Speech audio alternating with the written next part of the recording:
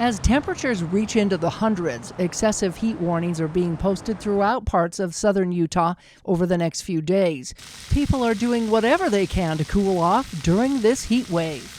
We're from Los Angeles, and this hot weather feels like a heavy blanket. It is so hot, and we're visiting my parents here in St. George, so we're doing the only thing we can do to beat the heat and find water. Get in the pools, get in this little lazy river, find every splash pad in town.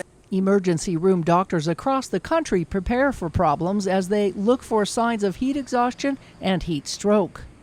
The people that we're seeing in the emergency department for heat-related illnesses often are visitors to the area. You know, the tourists that are coming to experience the wonderful things of southern Utah and the beauty of Zion National Park, but may not be prepared.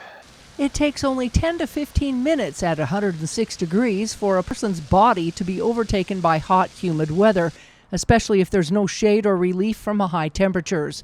Vulnerable populations to heat include pregnant women, babies, children, the elderly, and even animals. There are certain people that are higher risk for having heat exhaustion or heat stroke. So in particular, elderly individuals and pregnant patients are two that especially come to mind. If you really feel you need help, if you need to be in the hospital, if you need emergency room care, please come to the emergency room.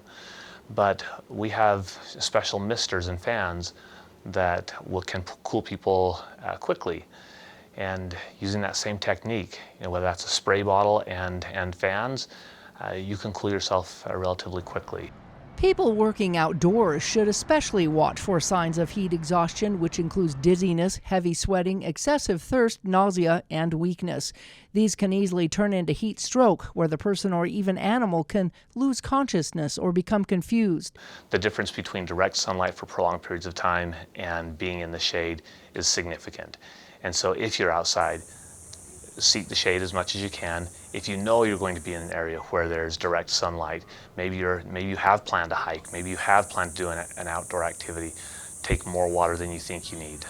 Tips to stay safe during hot summer months include eating light, cool, easy-to-digest foods such as fruits or salads, and drinking plenty of water and fluids that don't dehydrate you.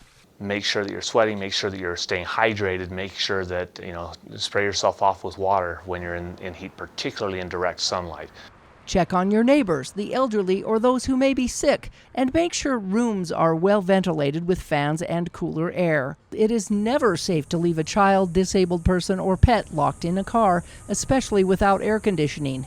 A reported 33 children died in hot cars in the U.S. in 2022. Reduce strenuous activities outdoors and limit your time outside.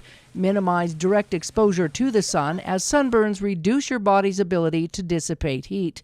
Last but not least, stay informed of changing weather events by tuning into NOAA or National Weather Service, because a little preparation and knowledge early on can prevent unnecessary tragedies. In St. George, Melissa Anderson, Community Education News.